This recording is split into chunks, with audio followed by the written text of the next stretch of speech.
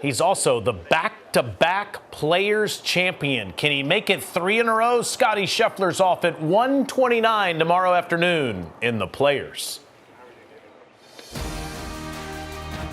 The following limited commercial presentation of the Players is made possible thanks to our proud partners: Optum, Morgan Stanley, and Comcast Business.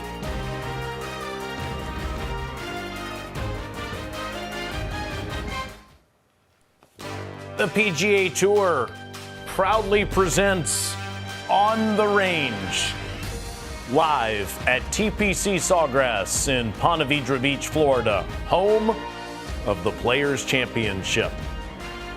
144 of the best in the game teeing it up. Last day of preparations under beautiful conditions. 70 degrees and not a whole lot of humidity.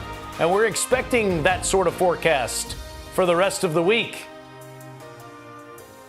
He's Mark Immelman. She's Susie Whaley. I'm Taylor Zarzer. John McGinnis is out there on the range doing interviews for us today as the first round begins tomorrow. Preparing to play in this tournament is always so challenging, Susie, because you have to have all parts of your game on go. Oh, I mean, you come off Bay Hill, you're exhausted already. You come in here, thankfully, it's not a windy day where you get some practice in.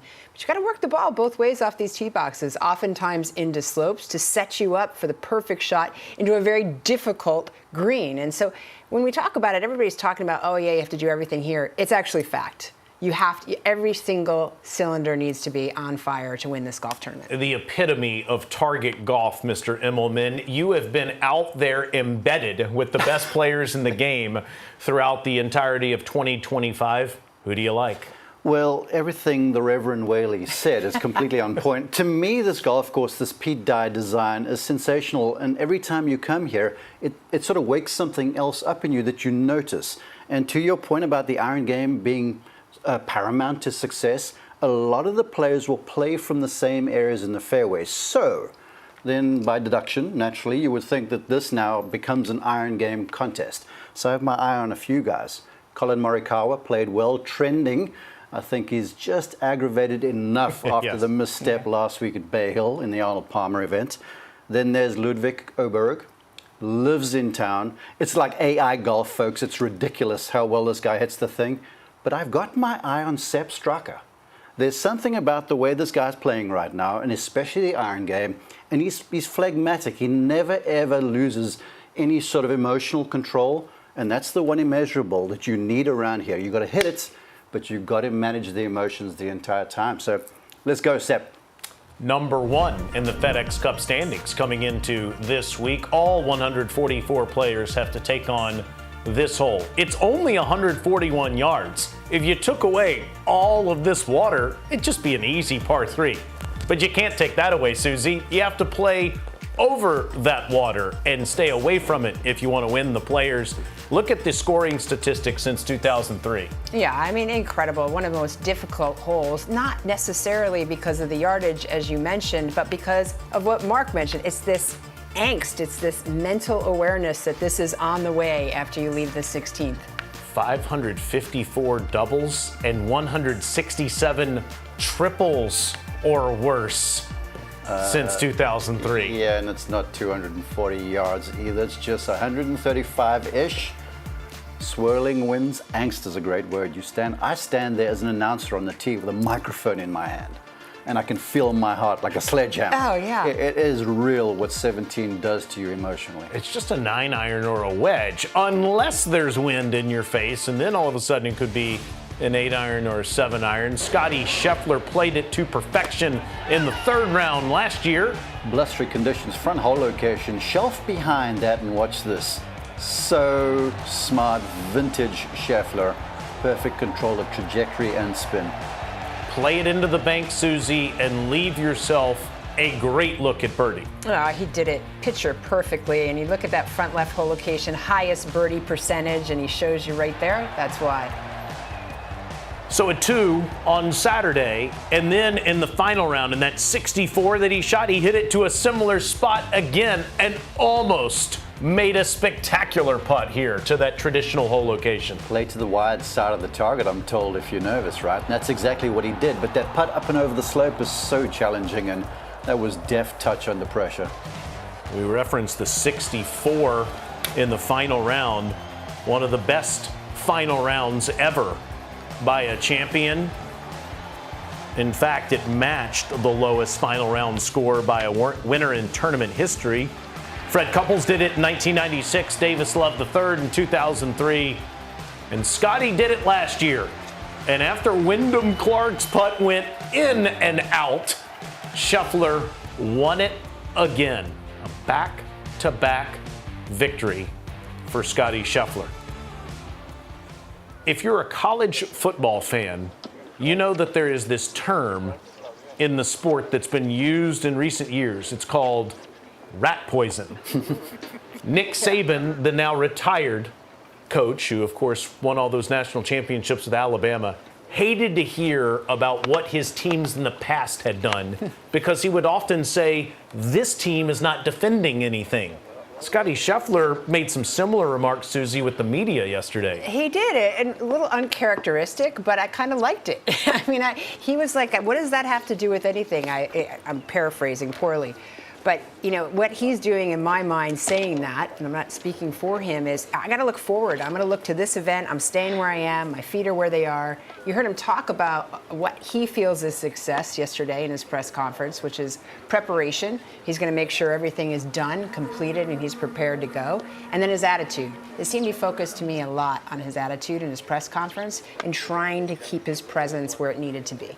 Now, Mark, as an analyst here for PGA Tour Live, an on-course commentator for CBS, and one of the best instructors in the game, you are literally required to see if there's anything different about what you're seeing in this swing this year as opposed to what you saw in that historic run the last couple of years. Notice anything? No, and I'll tell you what I don't notice is that Scottie Scheffler is unfazed by all the white noise around him. And he's a master at fundamentals. You can see here how he's got this molded grip on this 5-iron. No matter how he's playing, whether it's good or bad, he's going to this thing before rounds, before tournament rounds, in practice every single time, because always just trying to organize alignment, ball position, and most importantly, his connection with the golf club, because as that goes, so the ball control goes. And so he doesn't seem like he's awfully phased about things. You can see that molded grip right there. Watch how he checks the hands, makes sure the palms are matching each other, matching the face. And he does this every single time. And he's the #1 player in the world, and so I would say he's married to fundamentals. As far as the dip in form, and I use that term loosely because he's still contending and finishing inside the top 10, top 20, it's just a season. And I feel like he's lightly run if he was a racehorse because of the hand injury. Scottie Scheffler, he knows what he's doing. I think he's going to be just fine. If the top player in the game can work on the fundamentals, Susie, we all can as he checks that grip. Let's hear what Scottie had to say about the course, the stadium course at TPC Sawgrass. Playing good. I mean, you can't fake it around this place. I think there's a lot of genius in the way the golf course is designed. There is some volatility in terms of the hazards. That provides a lot of volatility for how the golf course can play, especially in high winds. But at the end of the day, I think there's a lot of genius in the golf course. Like you look at a hole like number 1, to fade off the tee, it's a draw into the green. You look at number 2, it's a draw off the tee. 4 is a fade off the tee. 5 is a fade. 6 is a draw. 7 is a draw. It calls for different shots on each hole. And you have to work the ball both ways. You have to play shots. If there's no conditions, you can play a little bit of robot golf, but at the end of the day, I think you got to show up, play shots, do things differently. I mean, the golf course provides different challenges each year. On a soft year, if it's soft and windy, you got to really control your golf ball, hit a lot of chippy shots, control your spin around the greens, and then if it's firm and windy, you also got to control your spin, but at a different way, at a different height. And then if it's not windy and firm, you got to work the ball into the pins because the greens are firm. And I mean, the golf course can just challenge you in a variety of ways. And I think that is what makes it a great test. And it doesn't suit one type of player. And I think some of the results you see here over time for guys where it's not a horses for courses type place. It's just the guys that are playing the best are going to be on the leaderboard on Sunday. That's plain and simple. Such fascinating insight there from Scheffler, and quickly. What a lot of folks don't realize is how maritime this golf course is. I mean, we are just miles from the Atlantic Ocean. And you heard Scottie talk about the varying conditions. They can change in the blink of an eye around this place because we are so close to the ocean. Wind blows off the ocean, it's one thing. If you get the westerly from the other side, it's completely different. So what Scottie says there is so appropriate. And you have to come in here and you can't fake it. It's all preparation, Susie. Yeah, I mean, you absolutely can. You even heard him talk a little bit about some of the chutes that they're having to go through and how that wind will impact it, knowing that that's out there. When you think about Scottie's preparation, you see Randy Smith here, his longtime coach, PGA Teacher of the Year, and they've been together for so long. Why is Randy there traveling with him? Because this is what Scottie works on all the time, and we've talked about it earlier. It's just these fundamentals, and I hope that those of you watching that saw that molded grip understand the importance of putting your hands on similarly every time you swing a golf club. It may not be Scottie's grip that you're using, but the fact that you're doing it consistently every time is what makes a difference. Yeah, and if you watch the routine, watch how he goes about things. Even on the golf course, the pre-shot routine, you'll see him check the left hand, holds the club in front of him, looks at the hands, then glances at the leading edge of the club face, and then down. The hands don't deviate once he's set there. And for golfers at home, that's uncomfortable. Very. But if you can get into that mantra and that mindset like he is, you're going to be well on your way to controlling that club face. And if you do so, naturally ball control has the propensity to improve. Well, we talk so much about the body, how the body moves in golf. There's only one connection to that club head, and that's your hands. And so he's working on that all the time. So both of you are saying copy that routine. I haven't heard you say copy the footwork, which is so unique, but please copy what he does with his hands before he addresses that golf ball. I love what he said about how every shot on the golf course requires a good shot. You can't take a shot off here at the stadium course. You have water hazards that come into play on, there's 18 of them. It comes into play on 17 of the holes, over 7,300 yard par 72 that Pete Dye designed over 40 years ago. And as we send you out to the golf course, let's say hello to John McGinnis. 30 years ago, when I came to the TPC Sawgrass for the first time, there were 3 shots that I could not wait to hit. It was PGA Tour rookie orientation, and I'm playing with Jerry Kelly and Tim Herron. Couldn't wait to play 17, couldn't wait to hit the tee shot on 18, but it was this hole, the 6th hole, that we were all waiting to see because there was a tree overhanging the fairway, creating a window to hit your tee shot. You didn't have a whole lot of options. We'd never seen anything like that. We'd seen it on TV.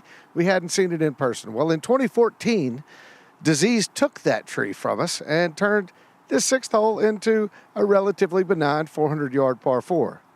Well, now the tree is back, and now that window is closing, and it is awesome. Enjoy the 6th this week. It's going to perplex the best players in the world. You need to have John McGinnis's ball flight in order to keep it underneath that tree high to a grasshopper. And there it is in 2014, back in the McGinnis era of playing the hole. And then the tree, as he said, was removed due to disease. And it's just a wide open look there, Mark, 5-6 years ago. And it was that way until this year. And now, in 2025, after Davis Love and his team moved the tree from the woods, not so far away from the 6th tee, to its current position, that is the shoot you have to play through. That's incredible. And it's not like the fangs were dull. They were completely removed there in 19 and a couple of years. But now that window is so tiny. And that tree they moved and put in there, it's 500,000 pounds worth of oak tree, live oak. It's incredible the feat of engineering and agronomy that they pulled off. And it's just made a great hole great again. That right side is only 19 feet. Think about that. It's only 19 feet. That's about 4 of you, Taylor. I was talking not to very high. I was talking to several players. Bo Hostler put a video out yesterday. He hit driver through the tree yesterday in the practice round. That's one and way to do it. He turned around and said, 90% air. I don't think he would like that to happen during the event, but I bet we're going to have players that take it on. I bet the farm you're going to see guys hit one against the stump of that oak tree and right back at them. Rory McIlroy you saw in the previous photo. Here he is on the range, the 2019 Players Champion. First round tee time with Scheffler and Xander Schauffele. We get the top 3 players in the game on PGA Tour Live tomorrow afternoon. It's one of the cool features of the Players Championship, how they put together these megawatt trios for the first 2 days, and we always get world's number 1, 2, and 3 together. And I would say not that the 3 have set themselves apart, because there's a number of players just in behind them that are playing really well, but in terms of names and attractions, those 3 are probably the greatest in the game right now. Yeah, without a doubt. And you watch him, well, I would have liked to hear that. He's thinking about a little shorter backswing there, but I love being on the range with these players and hearing how they go about their routines, hearing what they're working on for the course where they are. Obviously here he's working, like what Mark had mentioned earlier, just on these approach shots, as they're going to be so critical to the event. Mark, you had mentioned earlier that you noticed him taking some speed off his golf ball. Yeah, I caught up with him a few weeks ago, and he talked about time spent in late 2024 in a studio in New York City, just a video camera and a net he was hitting into. No ball flight data, didn't know where the ball was going, and all he was trying to do was get the backswing more aligned, because where he was going, the club would cross the line, and that would cause too much rerouting and force flash speed through contact. But if you watch him right now, he's actually built into the game that little off-speed delivery, just like that. He flattens the ball flight, he lowers the spin, it makes the ball less, it's more immune to varying conditions, and I feel like it's making him more consistent, Susie, because the directional miss now is tightened up and the distance control is so much better. Yeah, we were watching earlier, it doesn't show it here, but we were watching, he's hitting really nice wedge shots at about 22-degree launch angle. Average is about 23.5 typically that you see, but that's, when people at home think about that, that's really a low launch angle. Most people try to lift their wedges up in the air and try to think it has to go higher. That's he used to do that. The case, correct. Yeah, and he's now controlling that, as you guys describe, and many would say that was the weakness of his game in the last few years and why he wasn't able to cross the line several times down the stretch on a Saturday or Sunday. Okay, Buckle, I'm about to get heated. The game has become a game of power. It is not. Power is an advantage. Precision is where you win events. And this guy here was going too hard at wedges too often, and then he'd get underneath these things and sort of wipe them weak and right, and after that mammoth tee shot would make some soft bogeys. And Susie, he just said exactly what you were describing. He was talking about the instant data that he's receiving right here, looking into the TrackMan data after each shot, about his ball flight and how much it's spinning. He's saying that to Brad Faxon, who's been working with him the last few years and of course also works for NBC. His dad, Jerry, is on the far right, and of course that's his caddy, Harry, in the middle. I think a lot of power hitters, especially collegiate athletes, women and men who are very powerful off the tee mark, do that exact thing. You often say, oh, but if they only could play their wedge shots, they would win every event, and they could take a lot from this. The great Bob Jones said that the key to golf was turning 3 strokes into 2. And I sort of parlayed that into getting really good at shot number 3. Because if you're good at shot number 3, you're going to make a lot of 4s. And 4s have never done you any real harm, and 3s are very, very good. The power off the tee like Rory has, it's a luxury, and it certainly is a weapon, but it rarely becomes a productive weapon when you're able to parlay that long drive into a short birdie putt. And this is what is beginning to happen with Rory again. Yeah, you look at his. Oh, sorry. No, go ahead, Susie. You look at his game coming into this week.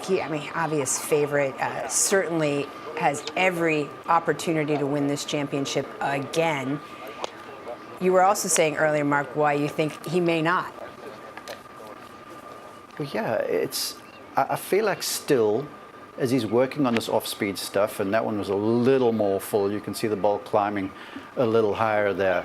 He said to me that doing this is still difficult. It's still hard to commit to the change in mindset, to be more managerial, to aim away from flags, and then not to go full bore. So it's a work in progress, but right now, I think if it's a stock, it's trending. All of that you're just referencing, I think, has been impacted by one of the people he's playing with tomorrow, Scottie Scheffler, his teammate in the match back in December in Las Vegas, and he said the time he has spent around Scottie has influenced the way that he has now dialed it back a bit with his control playing into the greens. And he said, why wouldn't you want to take something from the man that's played the best golf in the world the last couple of years? McIlroy ranked second.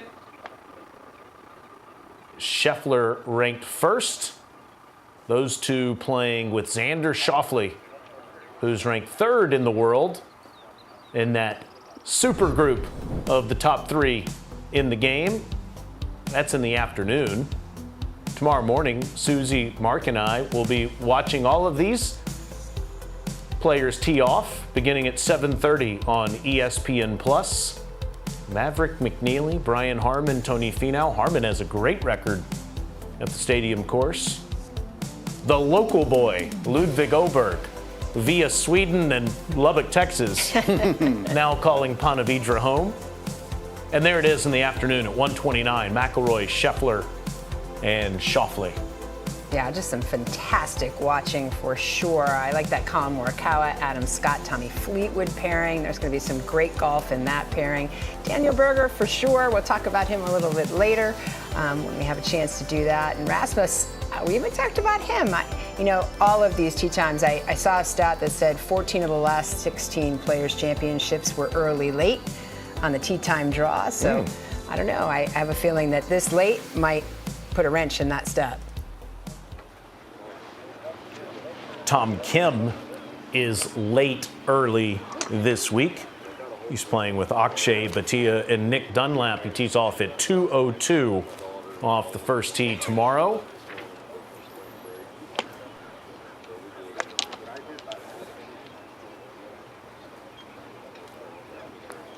Tom is passionate about working on his golf swing all the time. He has, and he's picked up a little speed, young Tom, and I feel like the game is going in a really good direction. A lot of the challenges with a very disciplined guy here is that I feel like, if anything, he gets maybe a little static over the golf ball, but otherwise there's a lot of good stuff going on, and it looks like he's playing with a bunch of confidence. Susie, I know about the alignment stick on the ground. What is the alignment stick that he just attached to his belt buckle for?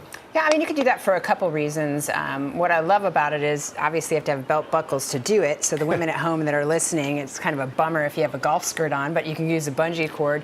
But just to really showcase the fact that the pelvis is going to turn more, it will give you an opportunity to go ahead and look at that and see that. It helps you from getting stuck underneath the golf ball as you come down. So what he's doing is he's giving a pivot of his right pocket here as the club moves away, and then he's trying to get that all the way around to his finish, and you can see that right hip coming all the way through to meet the left at the end of his swing. So here we go. You talk about that alignment rod that's right there inside of the belt loop. So now watch as he goes back, to Susie's point. What he's also trying to do is to get a little bit of pressure moving into the trail part of the foot in that direction, and that helps this pivot. Now, what a lot of folks misunderstand is they just think of firing the hips down to the target. What Tom's trying to do is to get these arms back down in front of this environment over here. And also, if you watch the spine angle in this area, he wants to sit on that angle for a little while longer so he can get the arms back in front just like that. So there's sequencing, there's body shape, there's some transfer of pressure stuff going on. And look, folks, like Susie points out, it's a tremendous drill to do. It's difficult. If you're going to try it the first time, I would advocate maybe that you put a head cover on the right-hand side of that stick, because I've seen folks do themselves in. But now if you watch him now, you'll actually see him pause one at the top. That's a freezer drill like Tiger Woods, just to galvanize that feeling, Susie, that he got from practicing with that stick in the belt loops. Yeah, and I like that pause drill too for sequencing, as you mentioned, as he tries to load as he comes down in that downswing. It's a fabulous drill. Again, difficult. one to perform. But I think when people watch this and understand there's a stick on the ground, it's just, again, the consistency of practice like you play. This obviously is a drill, but he's got a stick on the ground there. Understandably, he will remove that as he starts to get more into his routine, most likely. But they're not doing anything without intention. Mm-hmm. Everything they do has something intentional for an action they want to have occur. Yeah, no doubt. Everything is purpose-driven, and you can see now he's put one right underneath the feet here. That alignment rod he's lining up is sort of right through the arches of the feet. And we talked about how now you can see him trying to shift pressure into the back heel going back, and then into the forward heel coming through. And that shift back and forth is helping tighten up the pivot of the body, which is in a way has helped with the angular momentum and the acceleration of the golf club we're starting to see him exhibit. So this is a real simple one to do, and I feel like, Susie, it's an eye popper for most, because most folks shift side to side as opposed to back and forward in their feet. Yeah, exactly. And footwork is just tricky, and so many players, as you watch the telecast, look like their feet are all over the place, and oftentimes that is because of the force they're impacting into the ground, which throws them up in the air. You can see Tom's not one of those. He doesn't get up on his toes, but certainly is working to improve his footwork. Tied for 7th at the AT&T Pebble Beach Pro-Am, is only top 10 so far this season, and looking for a good finish here in his 3rd appearance at the Players. That man to his right is the unofficial mayor of Jacksonville, Paul Tesori, who will have a ton of friends and family out here watching. Paul was on the bag when one of his best friends in the world won the tournament 7 years ago, Webb Simpson. Webb shot the grass off this place en route to that victory. Man, he was playing a different golf course. Now this, yes, Susie, is a drill I didn't learn from the Big Easy, but he does it. Ernie to this day will do this. You see Nelly Korda do this too. To help just start the backswing well. So watch Tom here. You'll see him set up the ball. He's about to strike, and then move another ball in there, an inch or two away from the ball, and that's the one you just want to roll that back away, and it smooths off the start. It gets the start on a line. It sort of sets up a decent golf swing. Yeah, this is a drill I have to do all the time. He's schooling us on some drills here, which is fabulous, but my club head tends to get inside like many others do as well, and this also helps you keep that club head slightly outside instead of bringing it in toward around your body. It gets me too flat. This is also making sure that he gets into that right instep and right heel. Another simple drill to do, you just got to chase your golf balls, and if you're on a mat, don't do it, because it'll roll down the cart path and down the hill. You'll have to go chase it. You're way more friendly than me. I'm like, folks, if you're watching this, I don't see any reason why you're not doing these things. If the top golfers in the world are doing this to make sure that the practice is productive and to make sure that it's time well spent, this is not autopilot, random bashing golf balls away in a range. There is something that they're working on here, and Tom is a real diligent sort. He's just getting this golf swing in good working order for an important week. Yeah, absolutely.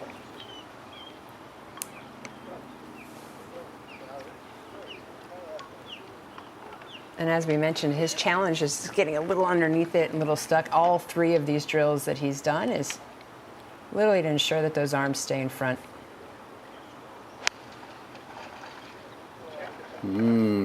Pretty. Look pretty tasty there. Yeah, maybe revisiting my pick for the week. Uh-oh, wow. Let's go to the 17th. I realize they count tomorrow, but it's fun to watch them warm up there today. Lanto Griffin at the 17th. Oh, this will come back. Watch out here. Oh, my goodness. Lanto is a local boy.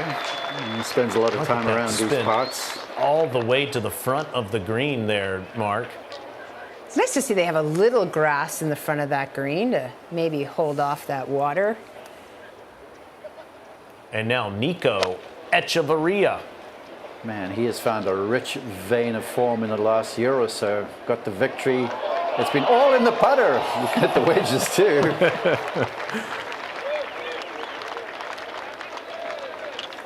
This place is packed with people around one of the more identifiable holes in all of golf. Scottie Scheffler signing for the folks trying to win this event for the third consecutive year at the Players.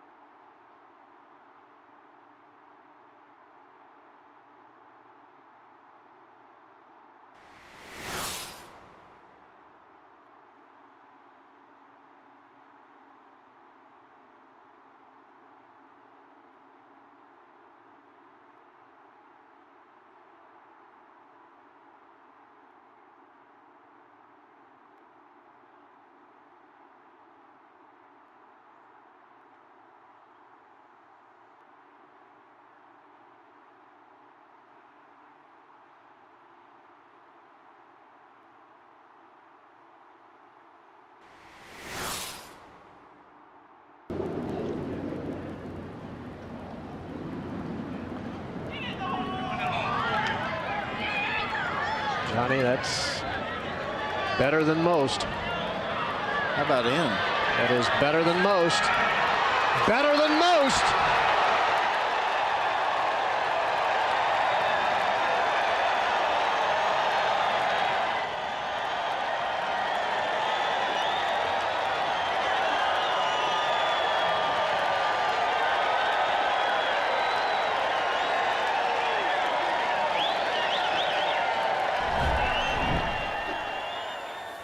Quite possibly the biggest moment that's ever happened in the Players, and it happened on the back of the 17th green. And you're an announcer. How perfect was that call? It was fantastic. The timing, the inflection, the layout for the massive gallery response afterwards. It was just vintage Gary Kirk. And Johnny Miller. Yeah, how about in? Just like it. Yeah, it was perfect. Unfortunately, we don't have Tiger in the tournament, and it might be a while when we see him tee it up again. As he said, yesterday I began to ramp up my own training and practice at home. I felt a sharp pain in my left Achilles, which was deemed to be ruptured. This morning, meaning yesterday, Dr. Charlton's stuck in a hospital for special surgery in West Palm Beach, Florida, performed a minimally invasive Achilles tendon repair for a ruptured tendon. The surgery went smoothly, and we expect a full recovery, Dr. Stucken says. Tiger says I'm back home now and plan to focus on my recovery and rehab. Thank you all for the support.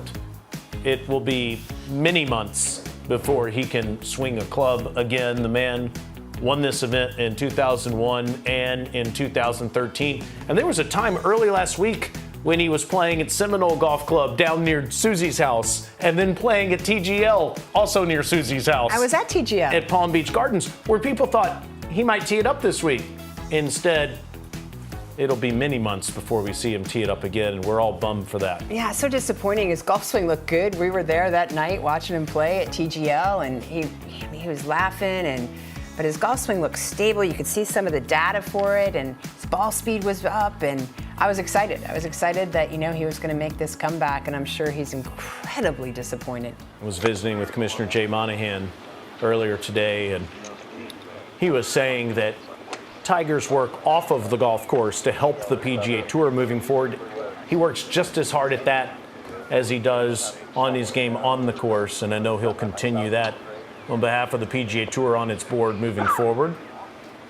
I bet Tiger loved watching this guy play and put on a red cardigan like Tiger's done 8 times. Russell Henley winning the Arnold Palmer Invitational presented by MasterCard last Sunday. You know what's incredible about Russell Henley is I've sort of compared him to Colin Morikawa. This guy is a closer, and whenever he's in position, he'll find a way to get it done.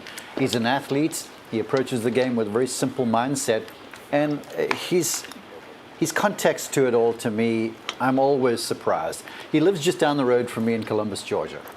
And after the Genesis Invitational, the Torrey Pines, which was grueling, and that West Coast is great, but it takes a lot out of golfers. He played 3 of the 4.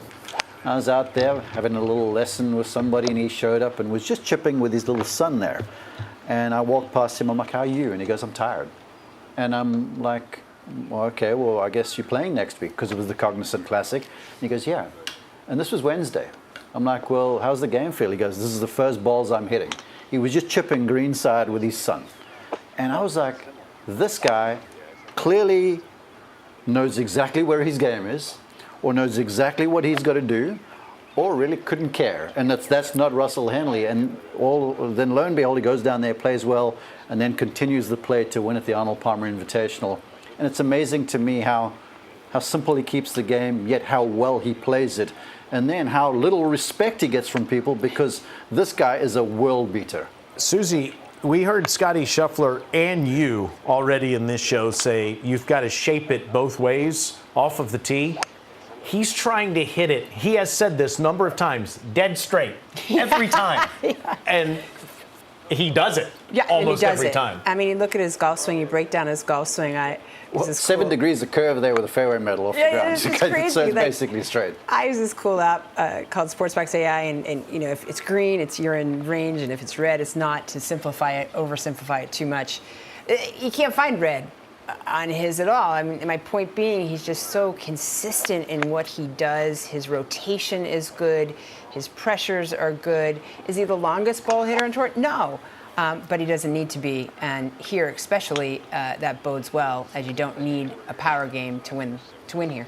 Good buddy of his, also very accurate off the tee, Brendan Todd. They play a similar kind of a game, although I would say Russell is a touch more athletic, high school basketball player. Brendan said to me, he goes, power is a luxury. Accuracy wins tournaments. Mm-hmm. There you go. How about what he did on the 72nd hole? He has a one-shot lead in the tournament last Sunday at Bay Hill. We all know how challenging it is to find that fairway. He said he was as nervous as he's ever been in competition. He hits it dead straight down the middle in a fairway you must find. You can't play, what is that game that you play in a member guest, like closest to the line? He would win on every single hole there was. But I think what was more fun watching him is, the whole time it was wonderful to watch him. But at the end, with his wife walking away in a moment that they captured that I'm sure they didn't realize where they were being captured, he goes, can you believe this? And his wife goes, no. And it was just a wonderful moment to watch the family just be able to celebrate his great play. And then he mentioned nobody even knows him in the airport. And he's just Which he won loves. the Players' Championship. Oh, it's the best. Yeah. Did you hear what he said about Teal in the winning interview on NBC? His wife, she puts steel in my spine. Love it. She lets me go out there and support our family. I can't admire the Henleys enough. The steel in the spine is one thing. The ice in the veins is entirely another. And that is the athlete that he is. It'll be interesting to see, and we talked about this earlier, Taylor, coming off that win emotionally, because his game is in a place that he could easily contend here. I predict top 5 at worst, honestly, with how great he's playing, unless he just wears out from exhaustion. Yeah, you do wonder at some point if that happens. I mean, Mark was saying a few weeks ago back in Columbus, he was talking about that. All of us at some point run out of gas. We'll see if that's the case for Russ this week. He captured his 5th PGA Tour event, his first signature event this past weekend, and he now leads the tour in top 10s this year with 4 entering the Players' Championship, 2nd in the FedEx Cup standings behind his friend Sepp Straka. Hideki Matsuyama preparing for his Players' Championship. Another one to look out for. I mean, I think 5th and 6th the last 2 times he's played here, in 24 and 23. Obviously an unbelievable ball striker. You can't count him out this week. I wouldn't say you can count him out any week. People forget that back in 2020, when this Players' Championship was cancelled on Friday morning because of the COVID lockdown that was imminent. He had shot 63 in round one and was leading by a couple. I mean, he basically lapped the field in round one. So you feel like his time is coming. And to me, Hideki looks way more content with where things are compared to what he has been in the past. They all work hard, these guys, but he takes it to the nth degree. I mean, he is cutting and pasting and finagling with stuff continuously. And you'll watch him in the routine, how oftentimes he'll hit just balls left-handed and then just right-handed, and there's always something on the go. But as far as continuity in the approach of late that I've seen from him, it's about as good as I've ever seen. Of course, his performance at the Century was a record. Virtuoso, yeah. 35 under par, almost birdied half of the holes in the event. This is 10th Players. You see the 5th place finish that he had in 2023. And then he finished tied for 6th last year. So 2 straight top 10 performances at the Stadium course. Yeah, you look at Hideki's setup, maybe we'll get a little different angle at some point here for you, just so you can see it a little bit better. It's a little bit on the side here, but it just lets his arms hang nicely right under his shoulders. Such a strong lower body, uses it well. I think what's interesting about Hideki's takeaway that many others share, but some don't. Some obviously shift their center of gravity very quickly off the ball. Hideki, he has very quiet lower body in that initial P2 stage, right when the club is just leaving the golf ball, and then just makes a massive rotation to the top. Yeah, this may sound controversial, but when he came out on tour, he had that noticeable pause atop the swing, and with the strength of his lower half, because people don't realize how big his quads are and his glute area, he's very powerful down there. And if you watch, that explosion in the lower half is real. And I almost felt it with that weapon that he had, that if the club paused for too long, he would get himself way discombobulated. And that's why you were seeing so many one-arm follow-throughs, because he had just snapped away from the club so bad, his right hand couldn't stay on the club for the velocity through contact.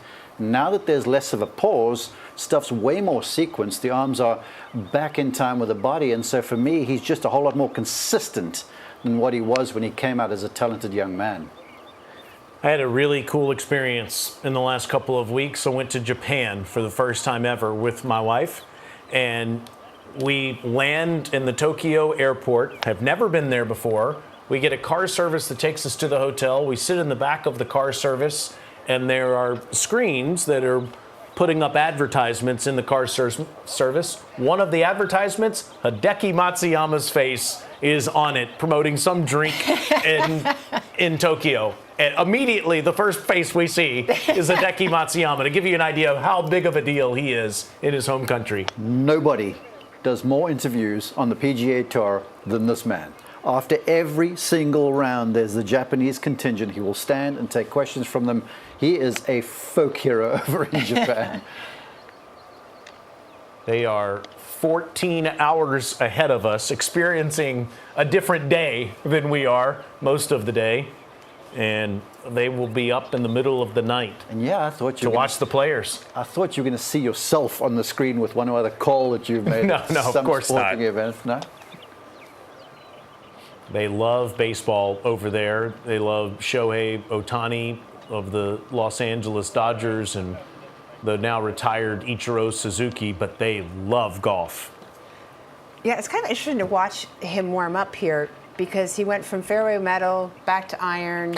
Earlier, he was like a shorter iron. You wonder if he's playing a couple holes here, or maybe just sorting it out. No, some shots he thinks he has to hit. This is Hideki. Yeah. There's always something on the go. Yeah. It's uncanny. This guy, he tries new drivers, new putters, new wedges every single week. There's always something on the go with him. Yeah, he, in fact, a couple of weeks ago at the Genesis, switched putters on the practice green before he went to the first tee. Always fun to watch him get ready for the biggest events. Let's toss it down to the range and John McGinnis. The host of everything, Carson Daly. What brings you to the Players? Is Ryan Seacrest here somewhere on the range? Who's got a lower handicap? You or Seacrest? That was question number 2. The one thing I'll beat him at is golf, for sure. Not much else, however. I'm just happy to be here, man. This is awesome. This is it's prom week for the tour, and as a huge golf fan, I brought my son down, who's turning 16 next week, and just some good father-son time here at the Players, walking around. Love the golf course. Obviously a great field, and just having fun. How much golf do you get to play?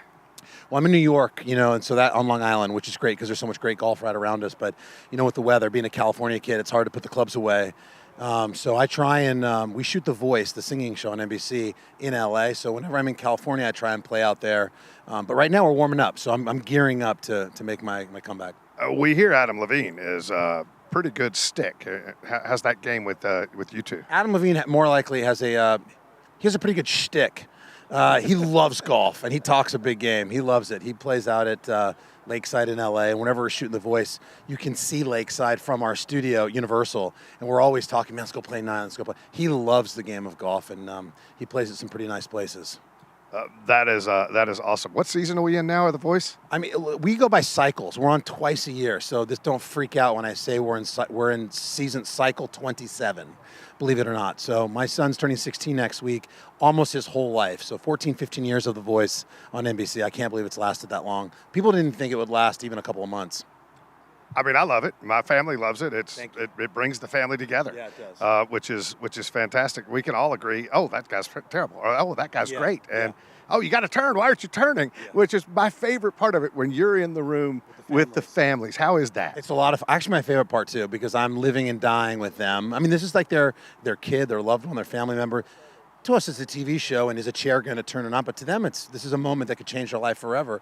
So I go through a lot of highs and a lot of lows. Like when no one does turn around, I'm just consoling them. I feel like a Catholic priest in a lot of ways. Like I'm doing a wedding 1 minute and a funeral mass the next minute. But it's just a blast. I love being with the just regular people. Did you bring your sticks down? Are you guys going to get in a little No, golf? not that. I wish. I wish. We are just here to watch. I'm really on my kid's dime. He does work for NBC News for the kids department there. And he got an exclusive sit-down with Scottie Scheffler yesterday. So, yeah, he did like 30 minutes with Scottie in director's chairs. And it's like the last 30 minutes someone's going to get before the Masters. And, the kid got that. I couldn't even get that interview for the Today Show. So we came down for that. And I did a live shot with Shane Lowry today on 17. And, yeah, no golf. We're just walking around enjoying it. Have you been out to 6 yet? Have you seen what they did with the new tree? We're dying to see the tree. We're going to walk out as soon as we're done with this. No, I saw it on TV. But no, I haven't seen it yet. I'm glad they put it back, though. I liked it. Who did we just see? We saw Jason Day on the range here, and we were talking about 17, and he said, it's already Wednesday, and I'm already thinking about 17 on the weekend. It's just like I forgot who said it, but it's like having a dentist appointment. It's just something that you can't, that's what 17 is to the tour players. It's so fun to watch. They're not old enough for the colonoscopy. They don't know what the real dread is, but they're going to get there. We can't thank you enough. It's a blast to see you. It's so great to be here. I appreciate it, and have a great week. Guys? Thank you, John, and thank you, Carson. A rabid golf fan, and his son getting to spend some time with Scottie as well. Here is Carson's tweet about Jackson Daly and Scottie Scheffler and the interview that they have. And it's nice that he's giving a shout out there to the armed services as they're honored at this tournament. Today's show with Shane Lowry earlier today, and I'm sure the next couple of days, Carson will be making some appearances on the Today Show here at the Players as well. 6 handicap, by the way, Mark. Very cool. He's got a good golf swing as well, Carson Daly. This guy has maybe the most repeatable swing in the game right now. Might have talked about him off the top. This guy is robotic golf. And what I love about him, a few victories on his PGA Tour resume, the repeatability, the consistency. He never looks like he's overhitting any shot, whether it's driver or wedge. He is completely in control of every single pass he makes. Sepp Straka teeing off just before 9 o'clock is Dwayne Bach comes into your picture there behind the bag. Dwayne, of course, used to caddy for Kevin Kisner. Kiz is now the lead analyst for NBC Sports, gone into the booth, and Dewey now on the bag with Sepp, and certainly Mr. Bach is a big reason why Sepp is playing his best golf. Well, it's good to have someone who's seen the comings and the goings, you know, someone who understands the game, someone who, Susie, you can speak to the fact, is just experienced. So when a young player, a talented kid like a Sepp Straka coming up, gets a little manic and the hamsters are going real fast in the wheel inside the head, you can go, slow down, it's a marathon, we've got this. And you can see the influence, because Sepp is easygoing, but I don't care who you are, you're never really immune to all those emotions. Oh my gosh, that's for sure. And when they start running, that hamster starts running, man. You're somebody like me. Like, it's got to be the slow walk. I used to have a caddy. He would walk so slowly. It would drive me insane. Not realizing that this was completely intentional, because I was at the ball in like 3 seconds, ready to go, pull the club out, and hadn't even thought about the things I needed to think about. The better I was playing, the faster I would go. And then I'd make a dumb error. And, it's just nice to have a partner. I don't think caddies get enough credit. I don't think we talk about them enough, because this is a team when they're out there. And everything they do, while some may seem to be quiet and others really chatty to their player, I can guarantee you they're having an influence. Susie, this motion looks so simple to me. Oh, because it is. You're spot on. I mean, you look at his numbers, you look at his stats, they all bear the same thing, but he's not swinging right now. But when you watch him swing, so he's got that little shaft there underneath his right arm and over the top of his left, just to keep his arm structure in sync as he goes through impact. But his arms are hanging just so beautifully at address. He gets the left shoulder behind the golf ball. It's very, very basic moves, but he does them so well. He loads into the right side. The arm structure there, you see that stick. That's just to make sure that he keeps his arms out in front of him. Every once in a while, if there was anything to complain about, which you can't this year, but sometimes that left hip gets a little slow through impact, in my opinion. And every once in a while, he'll shoot one off to the right. Well, that's why part of the reason why he uses that stick too. It does control both arms and how they move. But if you watch him doing this, it helps him get his right shoulder almost on the ball at contact. And as he does that, for the right-sided golf, it almost forces that left side out of the way. So your point is very well founded. This is his 6th appearance in the Players' Championship.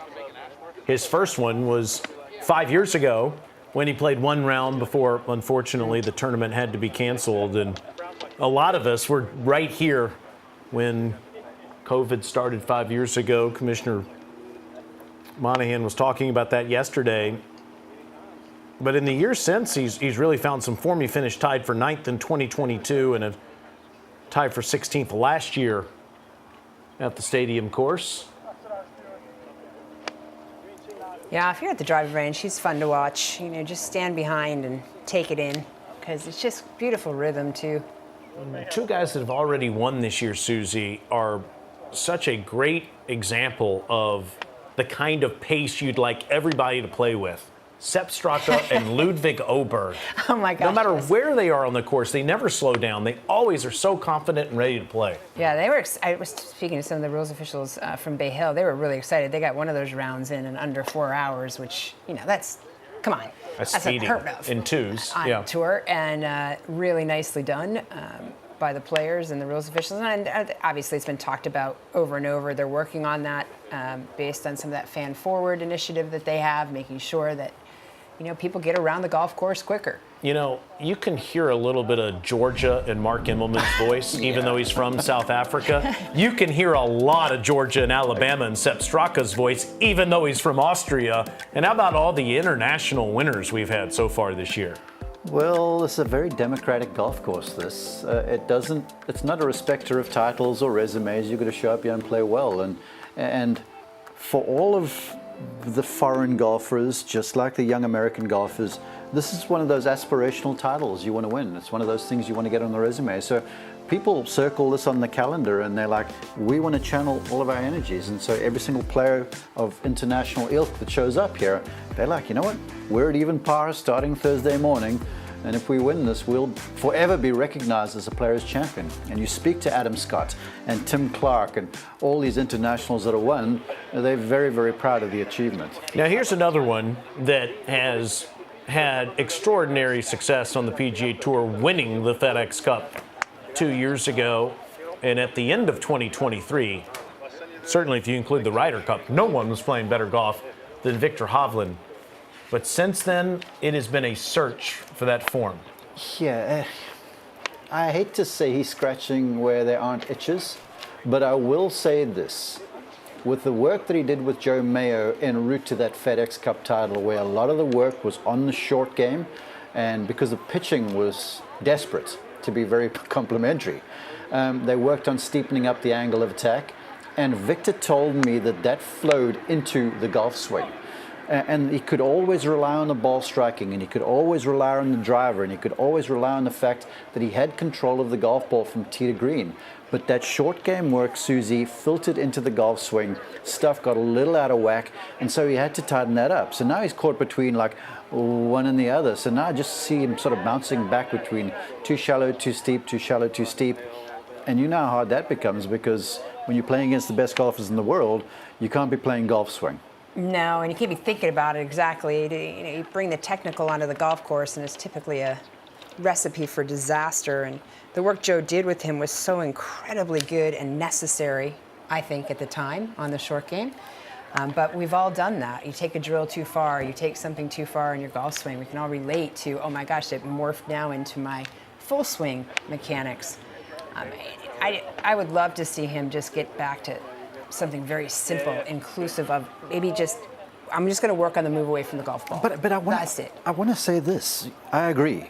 But I had a long conversation with him on my podcast, like 45 minutes, and he is fascinating, and he is super intelligent, like Mensa smart. Oh, yes. And he thinks things through thoroughly, and he's almost, he falls in love with a pursuit. He loves to go down these rabbit warrens and dig around the place. So he's being very true to who he is.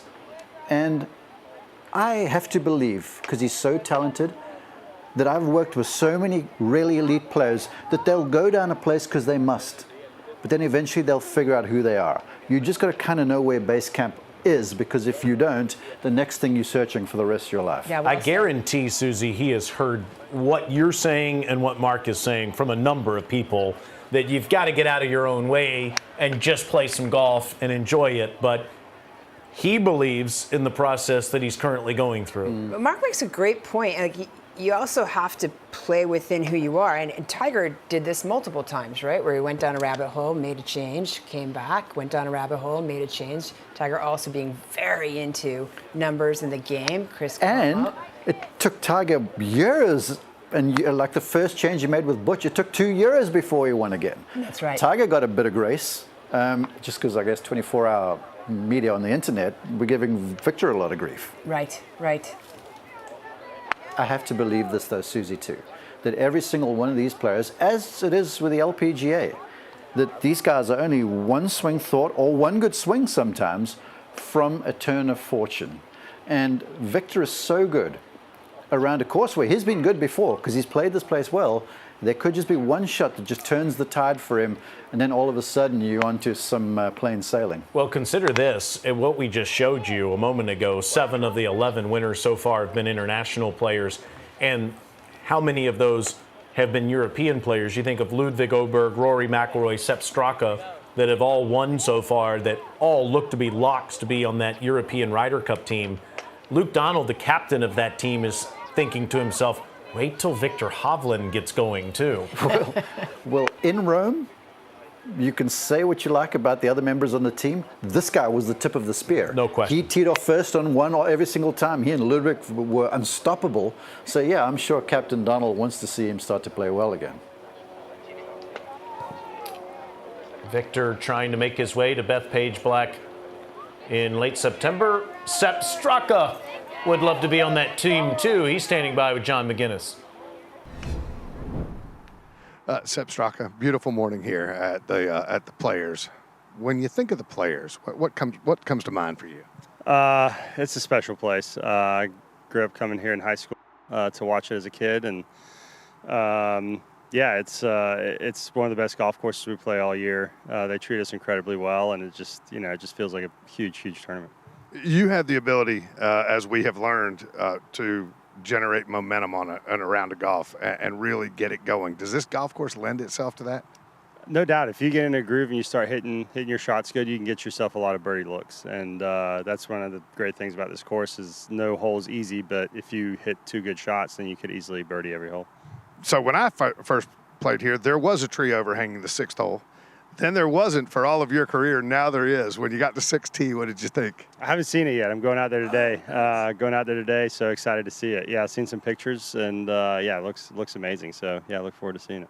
Well, you are the author of the best 14 holes of golf I've ever witnessed. We saw it on PGA Tour Live, those first 14 holes at John Deere on Sunday a few years ago. Incredible. Yeah, that was a special day for me. I kind of didn't really feel like I was in contention, and then about 5 holes into the round, I realized I was, and thankfully was able to keep the foot on the gas pedal. Well, let's keep those happy memories going. Keep it going this week. Absolutely. Thank you. Appreciate it. He, of course, would go on to win the John Deere Classic that week. Russell Henley, Straka's good buddy and old college teammate with the University of Georgia, is coming off a victory this past Sunday at the API. Now he's looking for his first Players title.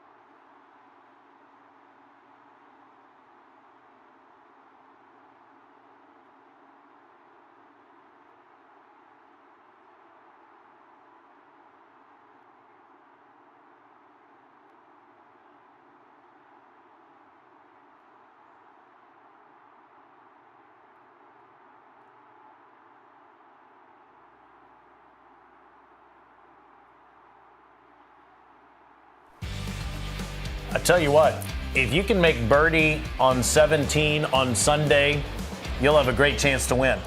What if you birdie it 3 times on Sunday, though? That's what Rickie Fowler did 10 years ago. Did this in regulation, and then in the 3-hole playoff would hit one in there tight.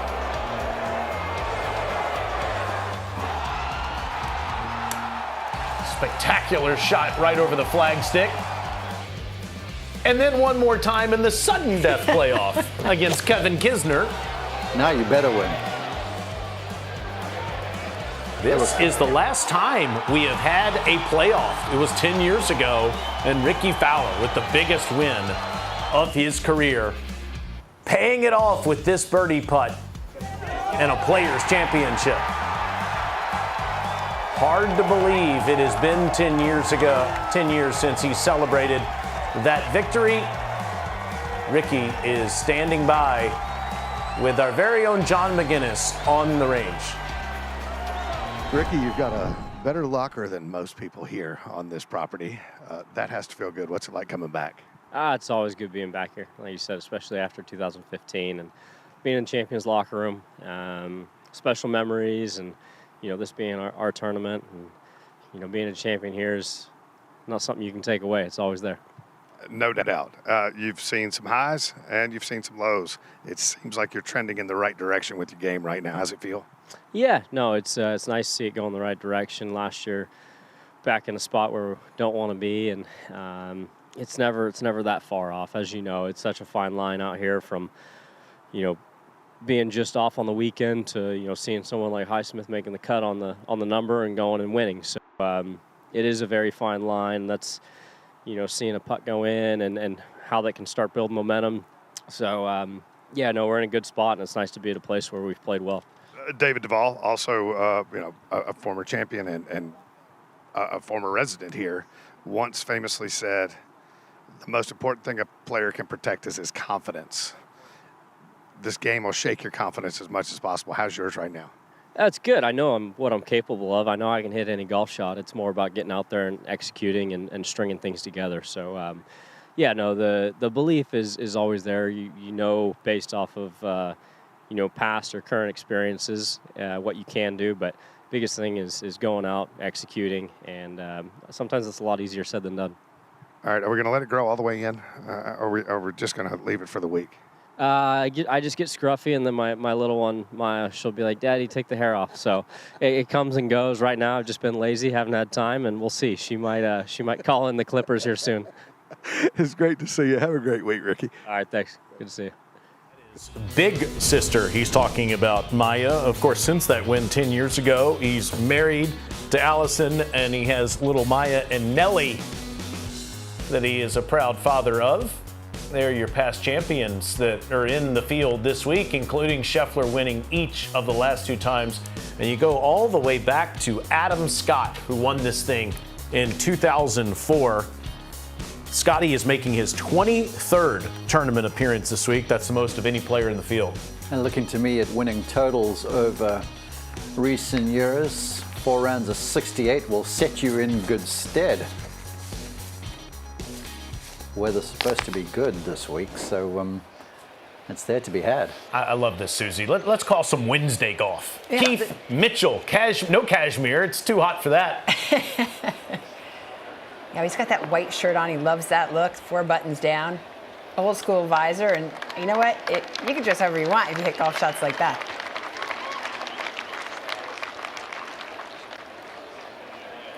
Yeah, just 1 button today. Yeah, I was wrong on the 4. The players continue to warm up on the range. The last-minute preparations before tomorrow's first round. This beautiful Wednesday. See, woo, he's an underrated flusher, this guy. Oh, I thought you were going to go into what Jordan Spieth said in the President's Cup. Close, but no cigar. No, I love the way he does it. He's all guts. When he has to make a putt, he finds a way to make it happen. And that player, as he won, he basically held it from all over the first coast of Florida. But you watch this golf swing, and it's kind of old school in a way. He's got a very weak left-hand grip. He bows the wrist up the top of the swing to square off the club face some, and then from there, it's just very clean, uninterrupted through contact. And so it's refreshing to watch him play. He's just checking out his numbers on his phone or a text, one or the other. But I love his golf swing as well. I mean, especially transition-wise, his arms are still up there, and he loads beautifully before they even think about starting down. He's 29 years old now. He was 21 when he won this tournament 8 years ago, the youngest winner ever of the Players, at least since it moved to the stadium course in 1982. Scottie was just 23 when he won it in 2004. 40-year anniversary of Calvin Pete's victory here at the Players. We did a very cool feature on PGA Tour's YouTube channel where we broke down the golf swing and did a little research into it and had that broken arm, which was cool, but just the way he approached the game and how accurate he was. Oh my gosh. It was such fun to go down memory lane with that. What was it, 10 straight years he led the tour in accuracy? Incredible. And right underneath his name, be the right club today. Yeah. 25 years ago, Hal Sutton. On the yardage book this week, they've put a tribute to Hal, which is awesome because he's a great guy. Where on the front of the Players Tournament yardage book, they've put it in gold lettering, be the right club today, 25th anniversary. Had a number of players out there attempting that shot in practice so far this week. Beating Tiger Woods in that year, 2000, which many, self-included, would argue is the best golf anyone's ever played at the professional level. I would not argue that for a second. I want to share this story. as we look at Kim, this is about hell. And he told me the story that in the beginning of that year, he called up his caddy and he said, we're going to go and play an extra event basically on the West Coast, and I need you out there for this. And we're going to prepare, because I have a feeling that at some stage we're going to face up to Woods. And they go out there, and lo and behold, he's paired with Tiger. And so he played well, and he's like, okay, things are trending in the right direction. A couple months down the track, finishing on Monday, I believe it was, hits that 6-iron in there, tight to win. It's like he was the prophet, Hal Sutton. You know, as much as we talk about fantastic ball striking off of the tee and approach play, how about the way that he won Siwoo Kim 8 years ago with remarkable play around the greens, especially in the sand? 24 putts. He had 24 putts in the final round. Double check me on this. I think my memory's still there. 24 putts in the final round. That is crazy. And they usually say, Susie, when you find one of these 92 bunkers on this golf course, you're toast. He used it as a strength. Well, in the greens, if you're not familiar with the golf course, lots of tiers in these greens, lots of runoffs in these greens, lots of slope. It's Pete Dye's specialty. He loves to put slopes in places. He wants to use them as you hit your approach shots. Well, that makes it extremely difficult if you miss the greens. Yeah. And so to do that is pretty incredible.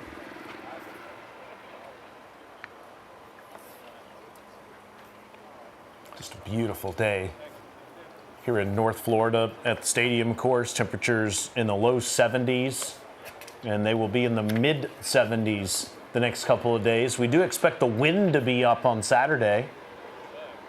Saw his caddy earlier holding that alignment stick just to the left side of his head, just to stabilize the motion off the ball. Let's go from Siwoo Kim to the identifiable 3/4 swing of Tony Finau. Another weak gripper of the club. If you're from this vantage point, you can see how that glove hand's turned way underneath the golf club.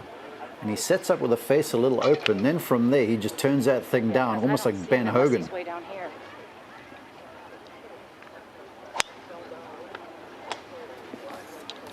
Flashed a little form down at Bay Hill last week.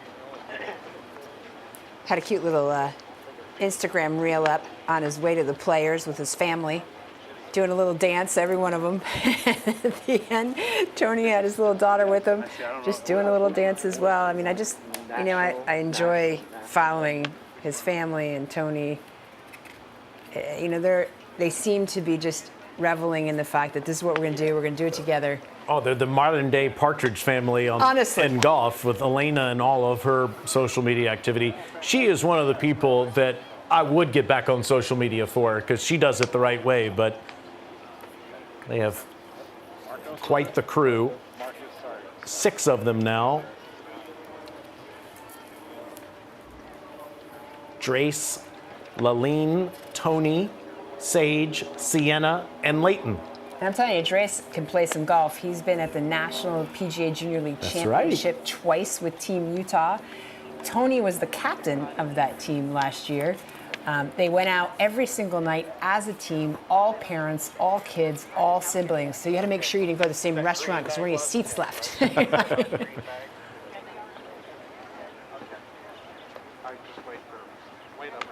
Tony's work is done. So now it's time to watch Jordan Spieth. Did not play last week at Bay Hill, Mark, but he did show some good form at the Cognizant Classic 2 weeks ago. Let's not forget, too, out at the WM Phoenix Open, he was in the ladder groups, and I got the full Jordan Spieth experience for 2 days, and it was vintage. The driver was errant on the 11th hole in the final round. Tough par 4, water down the left, trees on the right. Everyone blows it right. He did. I could have bet my house on this. Ball up against a tree. Left-handed putter through the desert into the rough, wedged to about 15 feet. And it was my call, and Ian Baker Finch teased me up, and I'm like, Finchy, you can bet your bottom dollar that this one's going in. And it was right into the heart. And I'm like, Jordan Spieth, he's playing golf like Jordan does again. Spiethian par. Absolutely. Yeah, I want to say that he every time I say he can't do it or make it happen, he does. But I just don't see that happening here. I don't know if you save yourself exactly what I was about to ask you.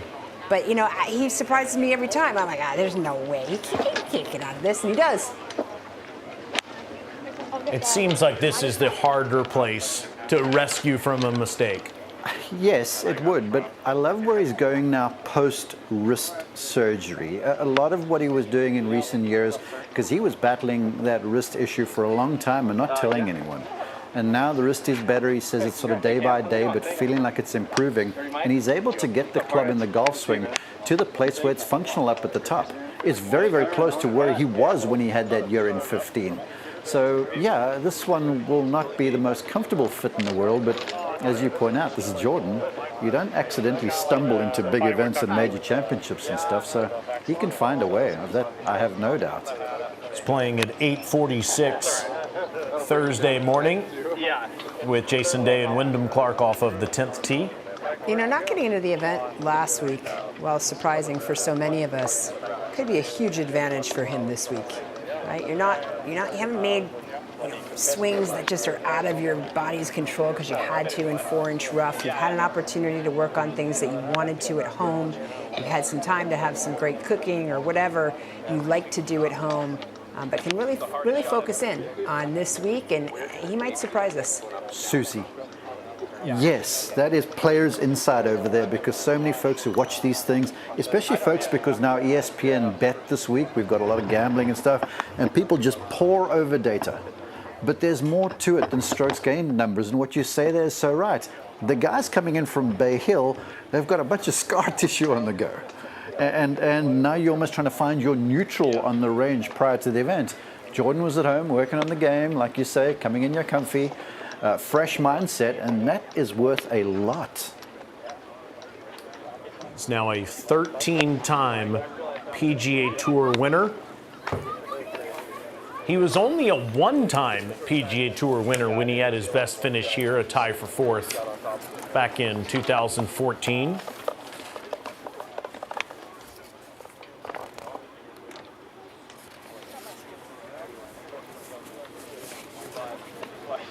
Mark mentioned his off-season wrist procedure. Try to alleviate some pain as he was making contact with the earth. Trying to get those thoughts out of his head as he returns to form in 2025. Adam Scott signing some autographs as he gets ready for his 23rd Players appearance, the most in the field.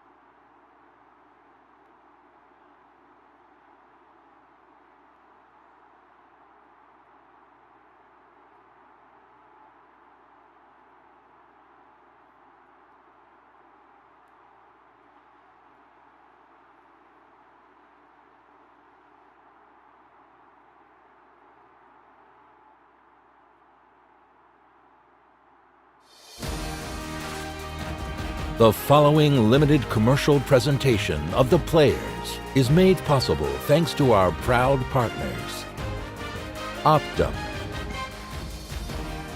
Morgan Stanley, and Comcast Business.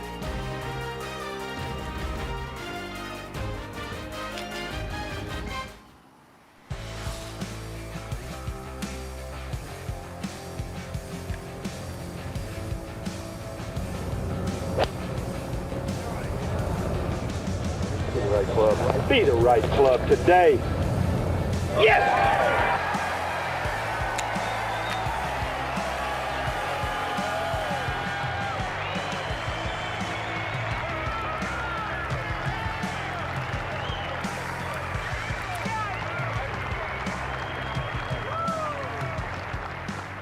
You just have to love the high five after the Be the Right Club today. And yes, with your caddy there before winning the Players 25 years ago today, Hal Sutton. John McGinnis, what's that in your hands, my friend?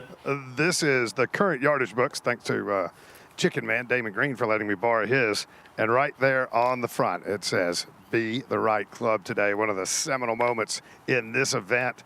I remember where I was when he hit that shot, and I have chills right now having just heard it. I didn't even get to see what you guys just watched. I've talked to Hal about it many, many times, and he said in the media center every night, you know, he's just a man.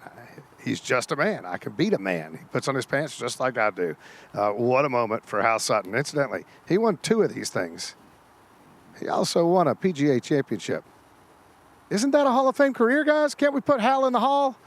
Sure sounds like it's good enough. And he will be here today, John, on the property celebrating what happened 25 years ago today. Right before you play the 18th, you have to play the 17th. That's a beautiful swing from Johnny Vegas. That was nice. Gave it a little double knee flex, though. That normally means he wants to go a little farther.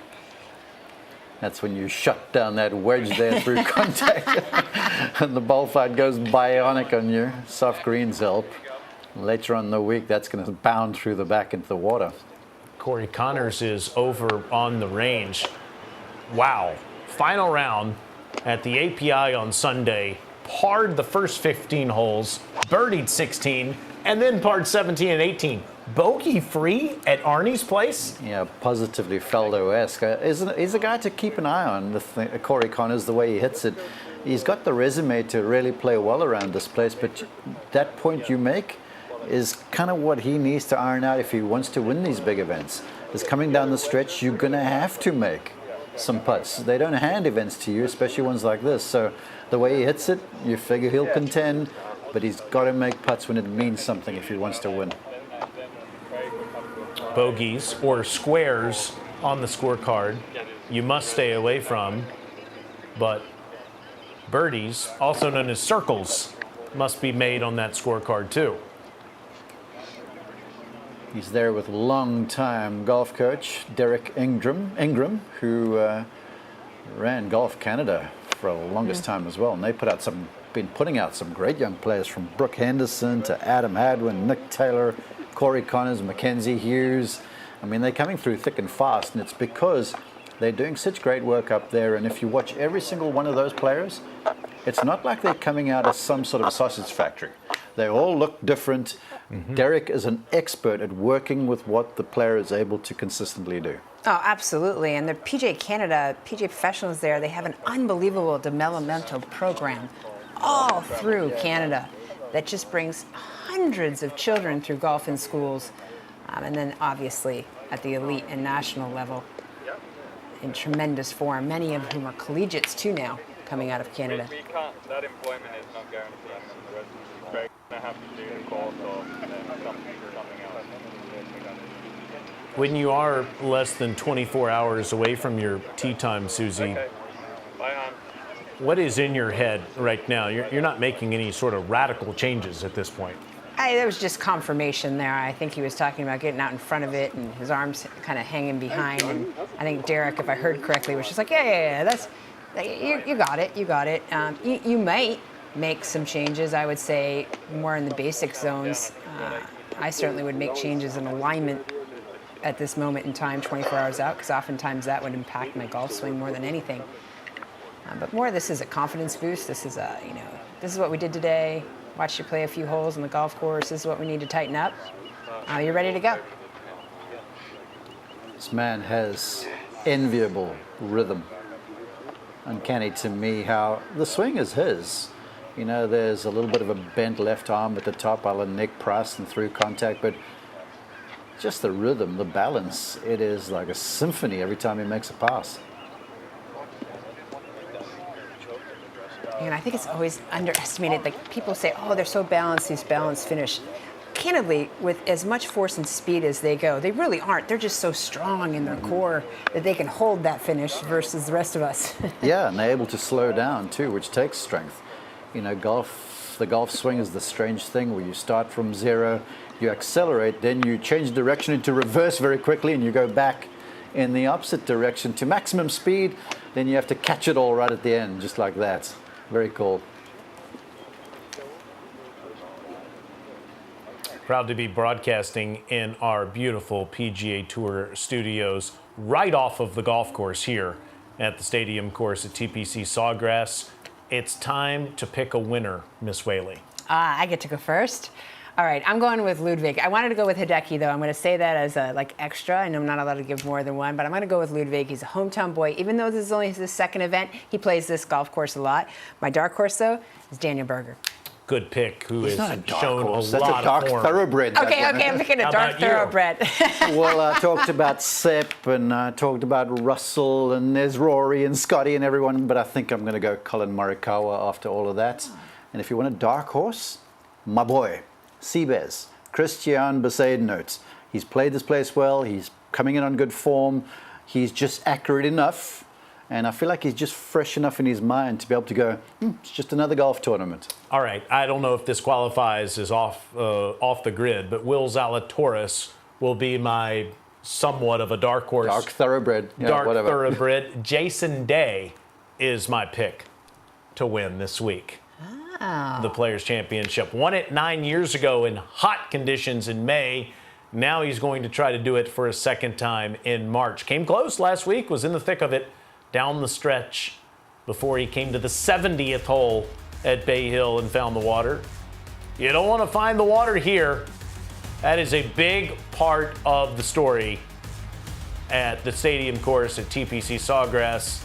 We'll have all of the shots hit here there on PGA Tour Live over the course of the next 4 days. And we begin bright and early at 7:30 a.m. Eastern Time on ESPN+. Tune over to Golf Channel at 1 p.m. Eastern. And then over the weekend, PGA Tour Live, Golf Channel, and NBC have you covered.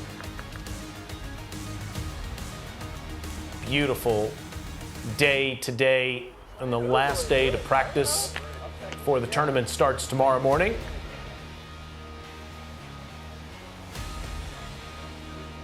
Susie, there are a lot of names to choose from that are teeing off early tomorrow. You said it, early late has been the way to go recently. Early late, 14 of the last 16. However, I'm sure that's based on weather.